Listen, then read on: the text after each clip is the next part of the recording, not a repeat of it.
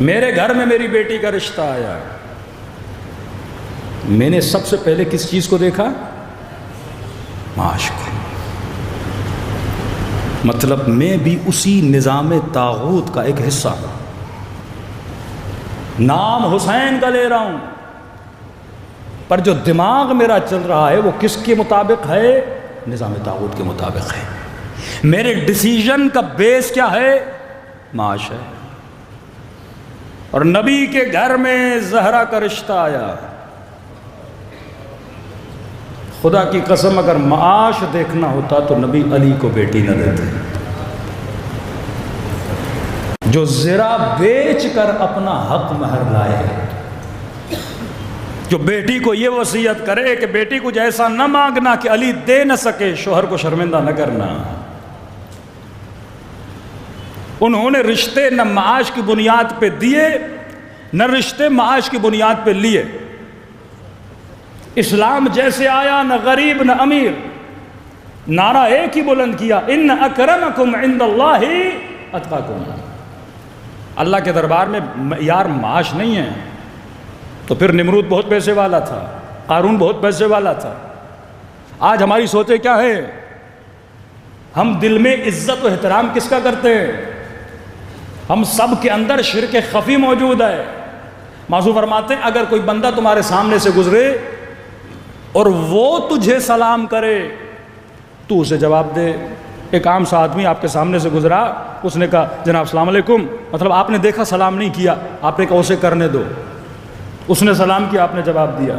اتنے میں ایک امیر آدمی، آفیسر صاحب، بڑی پوسٹ والا، اچھے معاش والا، جب تیرے سامنے گزرا آپ نے آگے بڑھ کے کہا السلام علیکم صاحب۔ کیوں؟ کیونکہ وہ امیر ہے۔ مولا فرماتے یہ مشرک ہے، کہ اللہ کی عبادت میں شریک کر رہا ہے کسی کو، اس کے مال کی وجہ سے۔ میں دوست کس کو بناتا ہوں؟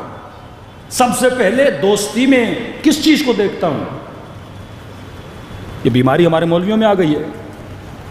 بڑے بڑے لوگوں سے روابط رکھنا، پیسے والے لوگوں سے روابط رکھنا، فاسق و فاجر سیاستدانوں سے روابط رکھنا، جو اللہ کی اطاعت نہ کریں ان لوگوں سے روابط رکھنا۔ ایک غریب کی فون جائے اس کے گھر میں مجلس نہ پڑھنا، پر امیر کی فون آ جائے بندہ دوڑا دوڑا چلا جائے۔ مطلب میری نگاہ بھی کون سی ہے؟ معاش کی نگاہ ہے۔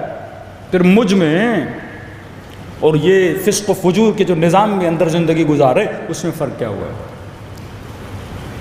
امام زمانہ کا نظام کون سا نظام ہے؟ مولا کیا کریں گے کہ ایک سیکنڈ میں ان کے نظاموں کو گرا کر حکومت الہی کو آ کر نافذ کریں گے۔ علماء ایک مثال دیتے ہیں، کہتے ہیں لفظ ہے نظم۔ کسی بھی ملک میں کوئی بھی سسٹم اگر قائم ہونا چاہتا ہے اس کے اندر نظم کا ہونا بہت ضروری ہے۔ نظم کے لیے ایک اصول کا ہونا ضروری ہے۔ مثال کے طور پر آپ کے ہاتھ میں تسبیح ہو، یہ تسبیح کے 100 دانوں کو کس چیز نے کھڑا کر کے رکھا ہے؟ دھاگے نے۔ یہاں دھاگا کٹا یا دانے ادھر ادھر چلے گئے، دانے سارے بکھر جائیں گے، وہ ملک تباہ و برباد ہو جائے گا۔ جیسے آپ بولتے ہیں کہ بھائی پاکستان کا مطلب کیا؟ کہتے لا الہ الا اللہ۔ یہ وہ دھاگا ہے جس نے اس ملک کو بنایا تھا، جس کی بنیاد پہ لوگوں نے ہجرت کی تھی، جس کی بنیاد پہ لوگوں نے بچے قربان کیے تھے، جس کی بنیاد پہ لوگ اپنی زمینیں اپنے گھر چھوڑ کے آئے تھے۔ ایک اصول کی بنیاد پہ یہ وہ دھاگا تھا جس پہ کروڑوں دانے جمع ہوئے تھے۔ اب اگر پاکستان کو ختم کرنا ہے تو کیا کرو؟ اس دھاگے کو کاٹ دو، لا الہ الا اللہ کو کاٹ دو۔ اس ملک میں لبرل سوچ کے لوگ لاؤ، سیکولر مائنڈ سیٹ کے لوگ لاؤ، جو لا الہ الا اللہ کے منکر ہوں، جو الہ کا مطلب ہی نہ جانتے ہو، تو کیا ہو جائے گا؟ جب اصول ختم ہو گیا نا، وہ ملک بھی ختم ہو جاتا ہے۔ امریکن وزیر خارجہ نے کہا ہم نے بڑی کوشش کی کہ ایران پہ حملہ کریں اور ایران کو ختم کریں، کا کامیاب نہیں ہو سکا۔ اس نے کوئی بات نہیں، ایران جس نظریے پہ بنا ہے اس نظریے کو ختم کر دو، ایران خود بخود انقلاب ختم ہو جائے گا۔ انقلاب نظریے پہ کھڑا ہے نا۔ نظریہ کیا ہے؟ حکومت اسلامی۔ حکومت اسلامی کا مطلب کیا کہ نوجوانوں کو باتقوی بنانا ہے، نمازی بنانا ہے، خواتین کو باحجاب بنانا ہے، جو سیرت اہل بیت پہ چلیں، امام زمانہ کے سپاہی بنائیں، کہ اب ان کے دین کو ان کے وجود سے نکال دو۔ اتنی بے دینی پھیلاؤ ایران میں، اب ظاہر ہے پھر مولوی کرے گا کیا؟ جب پوری عوام بے دین بن جائے گی، انقلاب کی ویلیو ختم ہو گئی، پھر کھوکھلا انقلاب باقی رہ جائے گا۔ کہ آج تک بی بی سی نے اردو میں کوئی چینل نہیں بنایا۔ بی بی سی اردو ہے، گھنٹے کے لیے، ہفتے میں 1 گھنٹہ آ جاتا ہے، جیسے وائس آف امریکہ تھا، ریڈیو چلتا تھا 1 گھنٹہ 2 گھنٹے، ہفتے میں 1 آور، میکسیمم 7 آورز، 24 آورز کے لیے کوئی چینل نہیں ہے جو اردو میں ہو۔ بی بی سی کا کوئی چینل امریکنز نے اس طرح نہیں کھولا جو اردو میں ہو، کیونکہ انہیں ضرورت ہی نہیں ہے۔ یہاں بیٹھے ہوئے ہیں ان کے کارندے، وہ خود ہی زحمت کرتے رہتے ہیں، لیکن انہوں نے بی بی سی پرشن نکالا، یعنی 24 آورز ایک چینل نکلا جو فارسی میں چلتا ہے۔ کس کے بجٹ سے؟ اتنی ہمدردی، اپنے حکومت، اپنی عوام کے ٹیکس کا پیسہ کاٹ کے ایرانیوں کے لیے پرشن میں چینل بنایا جا رہا ہے۔ اتنا دشمن ہمدرد ہو گیا تاکہ ان کی نسلوں کو تباہ کیا جائے۔ مور دین 60 چینلز پرشن کے بنائے گئے، جو ہالی ووڈ کی فلمیں، بالی ووڈ کی فلمیں، ان کو ٹرانسلیٹ کرے، ان کو ڈب کرے پرشن میں، اور ایرانی جوانیں دیکھیں۔ تہران کی کوئی چھت نہیں جس پہ ڈش نہ رکھا گیا ہو۔ جوانوں کے ایمان کو تباہ و برباد کر دیا، ان کی غیرت کو تباہ و برباد کر دیا۔ کئی لوگ جاتے ہیں، مولانا ہم تہران جاتے ہیں، ہمیں لگتا ہی نہیں کہ ہم ایران میں سے، لگتا ہے ہم ترکی میں آ گئے ہیں۔ محنت کی انہوں نے، بجٹ خرچ کیا ہے، یہودیوں نے بلینز آف ڈالر خرچ کیے، تاکہ اگر وہ جو بیسک آئیڈیالوجی ہے وہ ان کے اندر سے ختم ہو گئی تو انقلاب بھی آٹومیٹیکلی کیا ہو جائے گا؟ ختم۔ یہی ہے پاکستان کے لیے۔ پاکستان کا نظریہ تھا لا الہ الا اللہ، یہ ملک بنا مسلمانوں کے لیے، لیکن اس ملک میں مسلم جب زندگی گزارتا ہے تو مشکل زندگی گزارتا ہے، لیکن ایک فاسق یہاں پہ بڑی آزادانہ زندگی گزار لیتا ہے۔ ایک چور کے لیے ملک بڑا محفوظ ہے، کیونکہ مقصد ختم ہو گیا ہے۔ تو امام آ کر کریں گے کیا؟ فرمایا نظم آتا ہے دھاگے سے، دھاگا کوئی بھی ہو، یہ دھاگا 100 دانوں کو اٹھاتا ہے، کھڑا کرتا ہے۔ امام زمانہ جب آئیں گے، آتے ہی اس دھاگے کو کاٹ دیں گے۔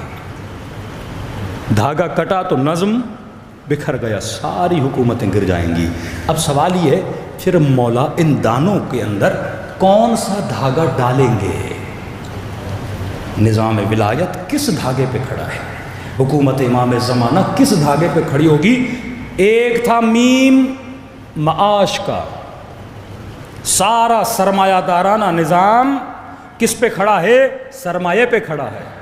لوگ سرمایہ دارانہ نظام کو کیوں پسند کرتے ہیں؟ کیونکہ وہ نظام مجھے پیسہ دیتا ہے، وہ میری اکنومک کو مضبوط کرتا ہے، لیکن اکنومک کو مضبوط کرنے کے نتیجے میں مجھ سے کیا لیتا ہے؟ میری غیرت کو لیتا ہے، میرے حیا کو لیتا ہے، میرے حجاب کو لیتا ہے۔ اس سرمایہ دارہ نظام میں اگر کوئی خاتون کسی چینل پہ جا کے وہاں پہ نیوز پڑھنا بھی چاہے تو یہ بولا جاتا ہے آ جاؤ سرمایہ دارہ نظام میں، لیکن شرط یہ ہے اپنے سر سے دوپٹہ اتار دو۔ اگر کوئی جوان اس نظام میں جا کے کام کرنا بھی چاہتا ہے، میئر بننا، مثلا یہ جو انگلینڈ میں میئر بنا ہے تو مسلم لیکن سارا انگریز ہے، شراب بھی پیتا ہے، سور بھی کھاتا ہے، انگریزوں کے ساتھ بیٹھتا بھی ہے، کہ ہمیں تمہارے نام سے مسئلہ نہیں ہے، ہمیں تمہاری داڑھی سے مسئلہ نہیں ہے، ہمیں تمہاری مسجد جانے سے مسئلہ نہیں ہے، مسجد بھی جاؤ، مندر بھی جاؤ، مسجد بھی جاؤ، شراب بھی پیو، یعنی سارے کام ایک ساتھ کرو، جسے پلورلزم بولا جاتا ہے، یعنی دین کو بھی راضی کرو، اللہ کو بھی راضی کرو، شیطان کو بھی راضی کرو۔ مولا حسین فرماتے نہیں، دین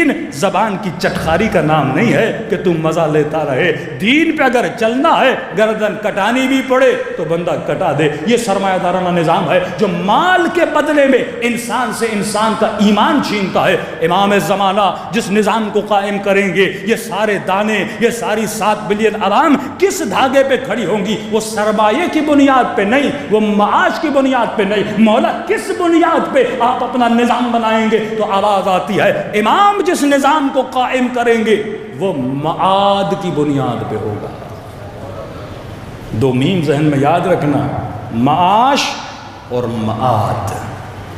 معاد یعنی امام لوگوں کے ذہنوں میں قیامت کے تصور کو مضبوط کریں گے۔